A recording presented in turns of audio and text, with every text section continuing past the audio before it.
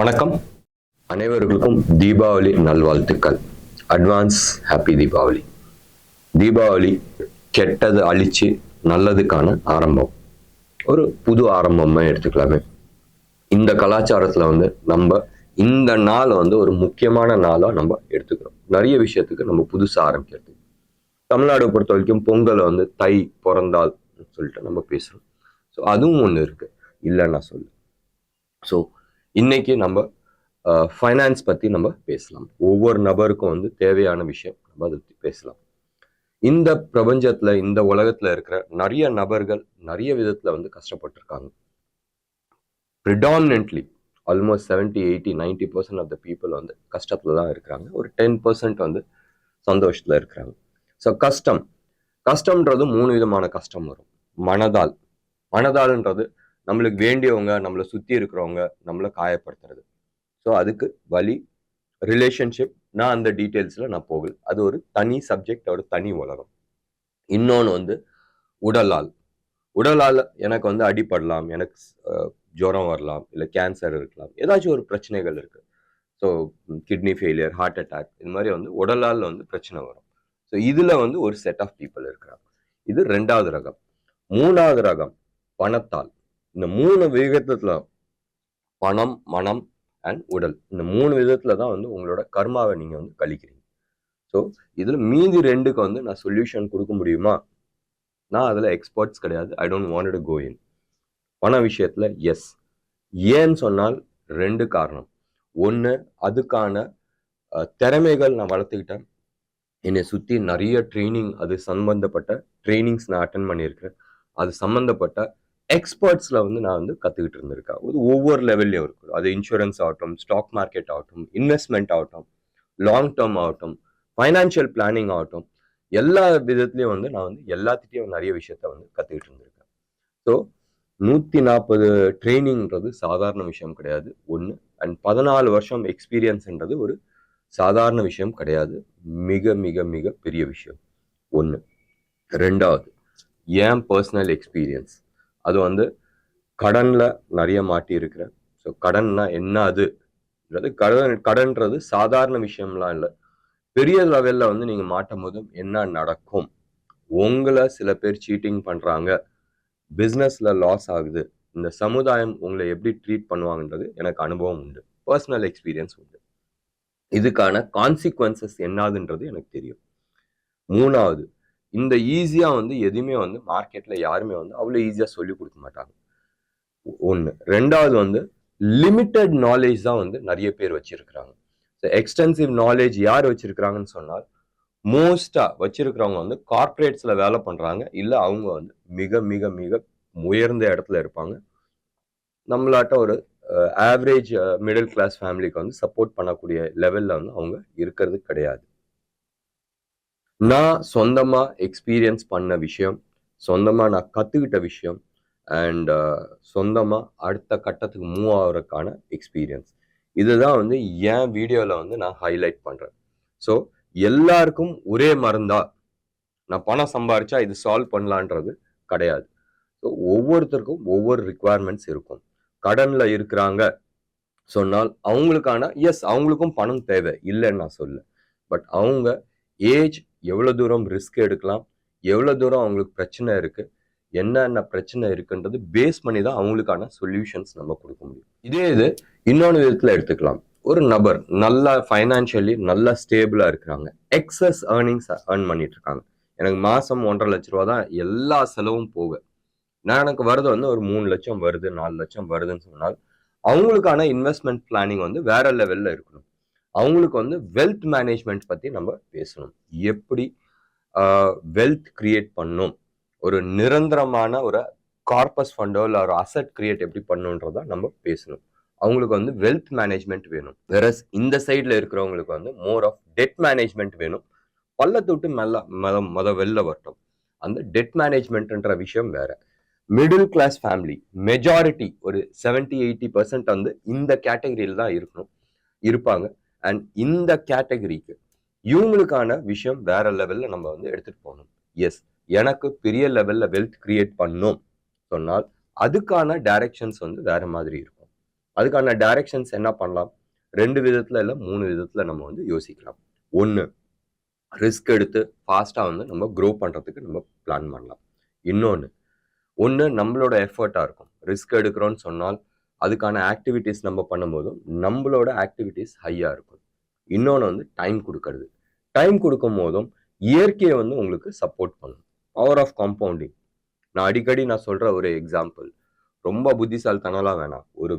ஒரே ஒரு விதை போட்டு டெய்லி அதுக்கு வந்து ஒரு மக்கு தண்ணி ஊத்துங்க. அடுத்த 10 வருஷத்துல வந்து ஒரு பெரிய மரமா நிக்கும். அது ஜாம்பவானா வந்து உங்க கண்ணுக்கு முன்னாடி நிக்கும். இதுக்கு நீங்க என்ன எஃபோர்ட் போட்டீங்க? ஒண்ணும் கிடையாது. டெய்லி ஒரு மக்கு தண்ணி ஊத்துங்க. எவ்வளவு நேரம் ஆக போகுது? எந்த விதமான புத்திசாலித்தனம் தேவையில்லை. Just consistency. அதான் வந்து பவர் ஆஃப் காம்பவுண்டிங்கோட எஃபெக்ட். ஸோ இதை தான் வந்து மோஸ்டா வந்து எல்லாருக்குமே வந்து தேவைப்படுது. இதுல வந்து ட்வீக் பண்ணும். யார் யாருக்கு என்ன மாதிரி வேணும்? எனக்கு வந்து மாசம் இவ்வளவு சம்பாதிக்கிறேன், இல்ல என்கிட்ட கேபிட்டல் இவ்வளவு இருக்கு, இல்ல என்னோட கோல் இது. ஸோ கோல் பேஸ்டு, இல்ல என் கேபிட்டல் பேஸ்டு, இல்ல எனக்கு மந்த் ஆன் மந்த் நான் இவ்வளவு அமௌண்ட் இருக்கு. இதை பேஸ் பண்ணி தான் வந்து பிளானிங் பண்ண வேண்டியதா இருக்கு. ஸோ எல்லாருக்கும் வரவங்களுக்கு எல்லாத்துக்கும் வந்து மஞ்சள் டேப்லெட்டோ இல்ல வெள்ளை டேப்லெட்டோ எடுத்து கொடுக்க முடியாது. அந்தந்த வியாதிக்கான மாத்திரை தான் எடுத்து கொடுக்குற மாதிரி அவங்கவுங்க நபருக்கு வந்து பர்ஃபெக்டா வந்து ஃபைனான்சியல் பிளானிங் பண்றது வந்து அவசியமான விஷயம். 1. 2வது எஃப்டி போட்டோ இல்ல மாசம் வந்து 12% இல்ல 10% பார்த்து அடுத்த 10 வருஷத்துல வந்து கோடீஸ்வரன் ஆனவங்க வந்து பெருசா கிடையாது. எப்பயுமே ஒண்ணே ஒன்று ஞாபகம் வச்சுங்க. எஃப்டி எங்க தேவைப்படுதுன்னு சொன்னால், மோஸ்டா பாண்ட் ஆகட்டும் இல்ல எஃப்டி ஆகட்டும், இதெல்லாம் வந்து எங்க தேவைப்படும்னு சொன்னால், நீங்க டார்கெட்டை அச்சீவ் பண்ணிட்டீங்க, அந்த டார்கெட்ல வந்து ஃபண்டை வந்து மெயின்டைன் பண்ணணும்னு நினைச்சா அந்த இடத்துல வந்து நீங்க யூஸ் பண்ணலாம். எப்படி நம்ம வந்து ஜிம்ல போய் நமக்கு வந்து ரொம்ப வீக்கா இருக்கு, தொப்பை எப்போட இருக்கிறோம்னு சொன்னால் அங்க வந்து நிறைய எக்ஸசைஸ் பண்ணும், ஹெவி ஒர்க் அவுட் பண்ணணும். அந்த ஒர்க் அவுட் பண்ணிட்டு உங்களோட டார்கெட் அச்சீவ் ஆயிடுச்சு, என் வெயிட் இதான் வந்துச்சு, எனக்கு வந்து பாடி கட்டமைப்பு இப்படி வந்துருச்சுன்னு சொன்னா அதுக்கப்புறமா நீங்க வந்து மெயின்டெனன்ஸ்ல போகலாம். அப்படிதான் வந்து இந்த எஃப்டிலாம், இந்த எஃப்டி ஆகட்டும் இல்ல பாண்ட்ல ஆகட்டும் இல்ல டெட் ஃபண்ட்ல ஆகட்டும், இதெல்லாம் வந்து மெயின்டெனன்ஸ்க்கோசரம் வந்து பண்ற விஷயம். அது வந்து இன்வெஸ்ட்மெண்ட்ஸ் கிடையாது. இன்வெஸ்ட்மெண்ட் என்னது? மியூச்சுவல் ஃபண்ட்ல வந்து போடலாம். எனக்கு ரிஸ்க் வேணாம் சொன்னால் நீங்க எஃப்டிக்கு பதில் மியூச்சுவல் ஃபண்ட்ல வரலாம். மியூச்சுவல் ஃபண்ட்ல ஒரு லாங் பீரியட் ஆஃப் டைம், சரியா? மறுபடியும் நான் யூஸ் பண்ற வார்த்தையை ஞாபகம் வச்சுங்க. Over a long period of time. Long period நீங்க சொன்னால் சாதாரணமா இண்டஸ்ட்ரி ஸ்டாண்டர்ட்ன்றது somewhere close to about 7 to 8 years வந்து மினிமம் லாங் பீரியட்னு பேசுவோம். 10 years is a very good period. இந்த பீரியட்ல வந்து நீங்க வந்து ஸ்டாண்டர்டா ஒரு அமௌண்ட் இன்வெஸ்ட் பண்ணிட்டு வரீங்க மாசம் சொல்லும் போதும் ஒரு டீசென்டான ஒரு கார்பஸ் ஃபண்டு நம்ம எதிர்பார்க்கலாம். சராசரியா 12ல இருந்து 15-16% வந்து நம்ம எதிர்பார்க்கலாம். ஒரு சில மாசம் ஒரு சில வருடங்கள்ல உங்களுக்கு வந்து ஒரு ஜாக்பாட் கிடைக்கும். மேபி ஒரு 25-30% ஜாக்பாட் கிடைக்கும். இந்த 2023ல எல்லாருக்குமே தெரியும், small cap and mid cap ஒரு ஜாக்பாட் கொடுத்துச்சு. பிட்வீன் ஏப்ரல்ல இருந்து ஜூலை ஆகஸ்ட் வரைக்கும் ஒரு ஜாக்பாட் கொடுத்துச்சு. இந்த ஜாக்பாட் எப்போ கிடைச்சிச்சு? ஆல்மோஸ்ட் 5 வருஷம் கழிச்சு இந்த ஜாக்பாட் கிடைச்சிச்சு. ஸோ இந்த மாதிரி ஐடென்டிஃபை பண்ணி அந்த செக்டாருக்குள்ள போறதுன்றது ஒரு தனி ஒரு கலை.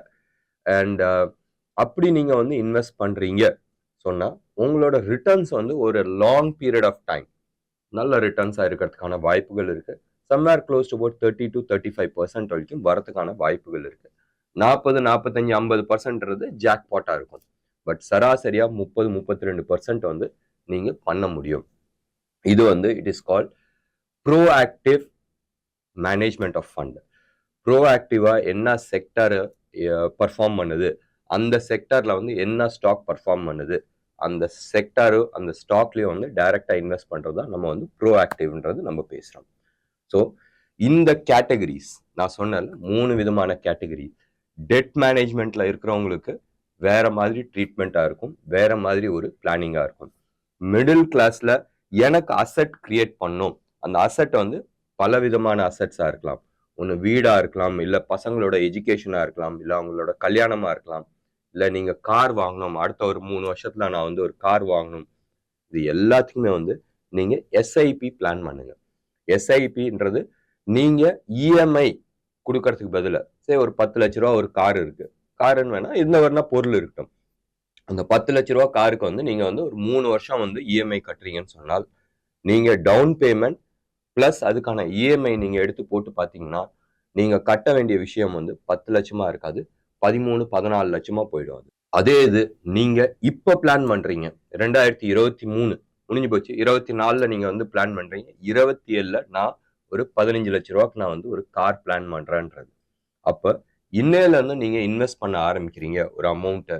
ஒரு எடுத்துக்கலாமே ஒரு 18ல இருந்து 20% ரிட்டர்னுக்கு நம்ம போடலாம். அப்படி போடும் போதும் மாசம் ஒரு அமௌண்ட் நம்ம இன்வெஸ்ட் பண்றோம்னு சொன்னால் டோட்டல் இன்வெஸ்ட்மெண்ட் உங்க கைவிட்டு போற அமௌண்ட் வந்து somewhere close to about 8 to 9 lakhs தான் இருக்கும். மீதி இருக்கிற அந்த 5ல இருந்து 6 லட்சம் ரூபாய் இருக்குல்ல, இயற்கை கொடுத்தது. இயற்கைன்றது என்னன்னு சொன்னால் பவர் ஆஃப் காம்பவுண்டிங், டைம்க்கான வேல்யூ. நீங்க இந்த 3 வருஷம் முன்ன இன்வெஸ்ட் பண்றீங்களா, அது வந்து குட்டி போடும். சொன்னல மரத்துக்கு வந்து மரம் வைக்கிறதுல வந்து ஒரு பெரிய புத்திசாலித்தனம் தேவையில்லை. ஒரே ஒரு விதை போட்டு தண்ணி டெய்லி ஒரு மக்கு ஊத்துனா போதும், மரமா நிற்கும்.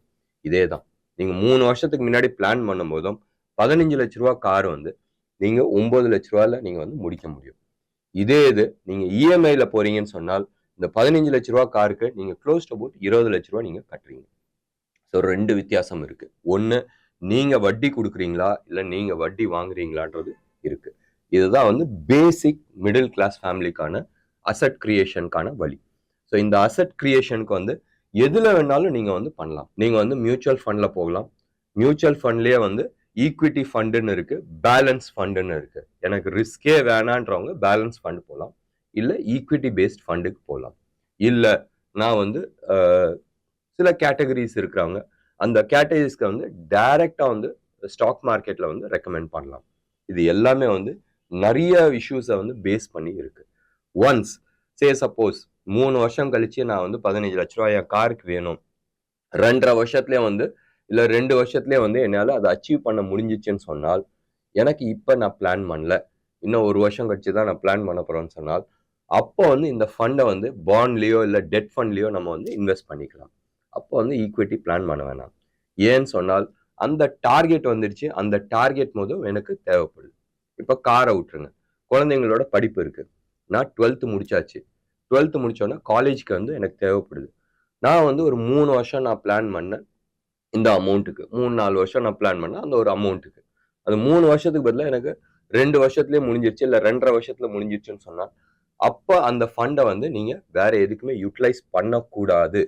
அப்ப தூக்கி பாண்ட்லயோ இல்லை அப்ப தூக்கி எஃப்டிலயோ இல்லை டெட் ஃபண்ட்லயோ வந்து போட்டுக்கிறது புத்திசாலித்தனமா இருக்கும். அந்த சமயத்துல தான் அது வந்து மெயின்டெனன்ஸ்க்கு போகணும். அந்த சமயத்துல வந்து ரிஸ்க் எடுக்கக்கூடாது. இதுதான் வந்து பேசிஸ் ஆஃப் இன்வெஸ்ட்மெண்ட்ஸ். எடுத்தோடனே நான் வந்து பாண்டில் போட்டு அடுத்த பாண்டோ இல்லை கடன் பத்திரத்திலயோ நான் வந்து இன்வெஸ்ட் பண்ணி அடுத்த ஒரு 5 வருஷத்துல நான் கோடீஸ்வரன் ஆகலான்னு சொன்னால் மெயின்டெனன்ஸ் தான் பண்றீங்க. அந்த அமௌண்ட் வருதுல 8-10% இல்லை 12%, அது வந்து இன்னைக்கு இன்ஃப்ளேஷனோட கொஞ்சம் ஜாஸ்தி, ஒன்றும் பெரிய வித்தியாசம் கிடையாது. அதுல வந்து நீங்க டெஃபினட்டா மெயின்டெனன்ஸ் தான் பண்ண முடியும் ஒழிய நீங்க வந்து பெரும் பணம் பண்றது கஷ்டம். ஸோ இந்த 3 கேட்டகரிஸ் இருக்கு.